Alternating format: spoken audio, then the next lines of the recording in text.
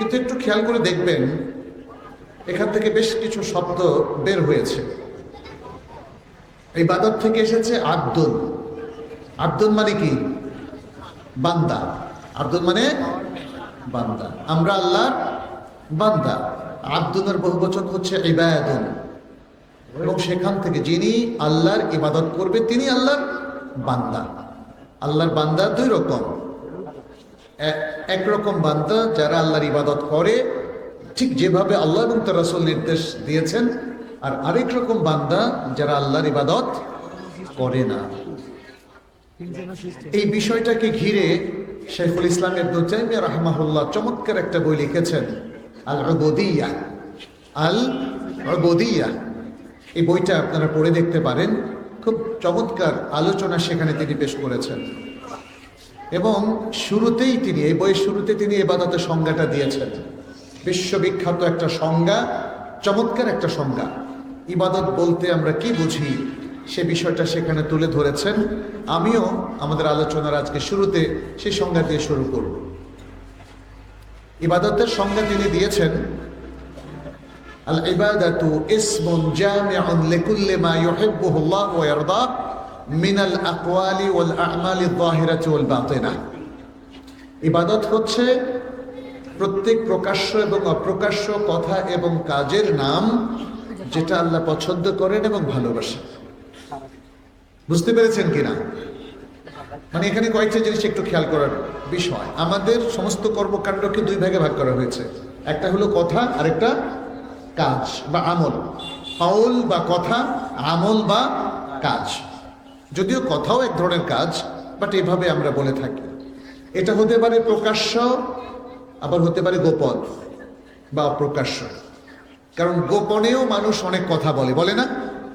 গোপনেও মানুষ অনেক কাজ করে, আবার প্রকাশ্যেও করে। তার মানে হচ্ছে আমাদের কথা কাজগুলো গোপনও হতে পারে, প্রকাশ্য হতে পারে। তাহলে বহুমুখী কথা কাজের মধ্যে আমরা সম্পৃক্ত হই, এর সবগুলো কি ইবাদত? না। তাহলে এর মধ্যে সেই কাজগুলো, সেই কথাগুলো ইবাদত হবে যেটা আল্লাহ পছন্দ করেন এবং ভালোবাসেন। কিভাবে বুঝবো যে আল্লাহ পছন্দ করেন এবং ভালোবাসেন? কেউ কি বলতে পারবেন? কিভাবে বুঝবো যে আল্লাহ তাআলা এই কথাটা ভালোবাসেন অথবা এই আমলটাকে ভালোবাসেন? কোরআন এবং হাদিস দিয়ে। এর বাইরে কি আর কোনো সুযোগ আছে? স্বপ্ন দেখে কি এটাকে বোঝা যায়? অথবা অমুসলিমদের কাছ থেকে কি এটা নির্ধারণ করা যায়? অথবা যারা বিভ্রান্ত মানুষ, নিজেই যার কাছে জ্ঞান নাই, সে কি এটা আমাদেরকে শেখাতে পারবে, বলতে পারবে? পারবে না। প্রিয় ভাইয়ের, আলহামদুলিল্লাহ আপনাদের কাছে সঠিক জ্ঞানটা আছে যে তাহলে আল্লাহ ভালোবাসেন, আল্লাহ পছন্দ করেন, এই আমলটা জানতে হবে আল্লাহর কাছে অথবা তার রাসূল মুহাম্মদ সাল্লাল্লাহু আলাইহি সাল্লামের কাছে। পৃথিবীর আর কোনো মানুষ আমাদেরকে এই সংবাদ দিতে পারে না।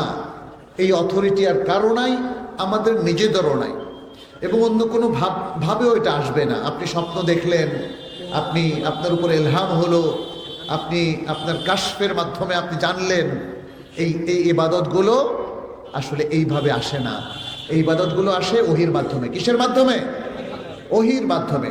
প্রত্যেকটা ফরজ, ওয়াজিব, সুন্নত, মুস্তাহাব কিসের মাধ্যমে আসে? ওহির মাধ্যমে আসে। ওহির বাইরে কোনো ইবাদত কখনোই সাব্যস্ত হবে না। আল্লাহ সুবহানাহু ওয়া তাআলা সূরাতুদ দারিয়াতের 56 নম্বর আয়াতে স্পষ্ট করে বলে দিয়েছেন, এই ইবাদতের জন্যই আমাদেরকে পাঠানো হয়েছে, এই ইবাদতের জন্যই তিনি আমাদেরকে সৃষ্টি করেছেন। ওয়ামা খালাকতুল জিন্না ওয়াল ইনসা ইল্লা লিয়াবুদুন, এবং আমি জিন এবং ইনসানকে আমার ইবাদতের জন্য সৃষ্টি করেছি। যে ইবাদতের সংজ্ঞা এখানে বলা হলো, ইবাদত মানে হচ্ছে আল্লাহর আনুগত্য, নিরঙ্কুশ আনুগত্য। সালাত একটা ইবাদত, সিয়াম একটা ইবাদত, হজ একটা ইবাদত, কুরবানি একটা ইবাদত। ইবাদতের অনেকগুলো প্রকার আছে। কিছু ইবাদত হচ্ছে মনে মনে করি আমরা, মনে মনে জিকির করা, এটা ইবাদত কি না? আল্লাহর উপর তাওয়াক্কুল করা ইবাদত, আল্লাহর উপর ঈমান রাখা ইবাদত, আল্লাহকে মন থেকে ভালোবাসা, মাহাব্বা করা ইবাদত, আল্লাহকে ভয় করা ইবাদত। তাহলে দেখা যাচ্ছে যে আমাদের মনের দিক থেকে অনেকগুলো ইবাদত আছে। অনেকগুলো ইবাদত হচ্ছে কাউল, যেমন আপনি কোরআন তেলাওয়াত করলেন, কোরআন তেলাওয়াত মুখ দিয়ে করতে হয়, উচ্চারণ করে করেন, নীরবে করেন আর সরবে করেন, এটা কি ইবাদত? জি, এটা ইবাদত।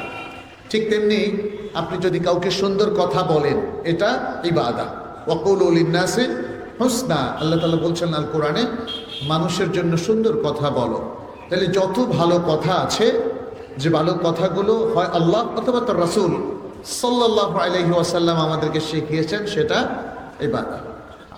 আমলের মধ্যে তো অধিকাংশ আমলই আমাদের জানা আছে, ইসলামের বড় বড় রোকন, এবং এর বাইরে দান, খয়রাত, সাদাকা, জনকল্যাণ, ওয়াকফ করলেন ইত্যাদি যত আমল আছে, যেগুলো দ্বারা মানুষ উপকৃত হয়।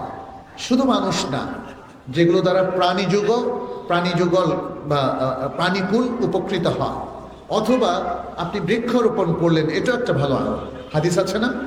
এভাবে বিভিন্ন হাদিসের মাধ্যমে যে আমলগুলো সাব্যস্ত হয়, সবগুলো ইবাদত, সবগুলো ইবাদত। সহিহ মুসলিমের একটা বিখ্যাত হাদিস আছে, আপনারা জানেন, যেখানে রাসূলুল্লাহ সাল্লাল্লাহু আলাইহি ওয়াসাল্লাম উল্লেখ করলেন, ভালো কথা ইবাদত, কাউলুন মা'রুফুন সাদাকা ওয়া তালাকাতু ওয়াজহিকা লিআখিকা সাদাকা।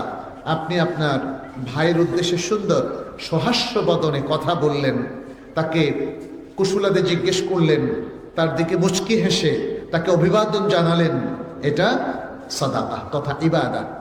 এমনকি রাসূল সাল্লাল্লাহু আলাইহি ওয়াসাল্লাম এভাবে বলতে বলতে তিনি একসময় বললেন, ওয়াফি বুদ'i আহাদিকুম সাদাকা, আর তোমাদের কারো লজ্জাস্থানের মধ্যেও ইবাদত রয়েছে, সাদাকা রয়েছে, সওয়াবের কাজ রয়েছে।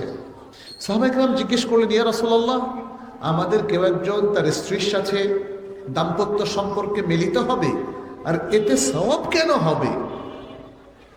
এটা তো সে তার কামনা বাসনা চরিতার্থ করলো। রাসূল সাল্লাল্লাহু আলাইহি ওয়াসাল্লাম বললেন, যদি এটা সে অবৈধভাবে করত, তাহলে পাপ হতো কিনা? তিনি কি সুন্দর করে বুঝিয়ে দিলেন। সকলে বললেন, হ্যাঁ, তা তো পাপ হতো। তাহলে যদি বৈধভাবে করে, তাহলে কি সওয়াব হবে না? এভাবে ইসলাম আমাদের সামনে ইবাদতটাকে অনেক অনেক বড় করে দিলেন, অনেক বিস্তৃত করে দিলেন। ইবাদত শুধুমাত্র সালাত, সাওম, হজ, যাকাতের মধ্যে নির্ধারিত নয়, সেগুলো বড় বড় ইবাদত, কিন্তু এর বাইরে জীবনের প্রত্যেকটা ক্ষেত্রে ইবাদতের একটা সুযোগ আল্লাহ সুবহানাহু ওয়া তাআলা রেখে দিয়েছেন। আর সেটাই হচ্ছে, প্রত্যেকটা কাজের ক্ষেত্রে আপনি ভাববেন যে আল্লাহ তাআলা এটা পছন্দ করেন কিনা, এই যে কাজটা করছি, এটা কি আল্লাহ তাআলা পছন্দ করেন কিনা, এটা কি আল্লাহ তাআলা ভালোবাসেন কিনা। এখন প্রশ্ন হচ্ছে, পাপ করে কি ইবাদত করা যায়? পাপের মাধ্যমে কি ইবাদত করা যায়? বলেন তো। শিরকের মাধ্যমে কি ইবাদত করা যায়?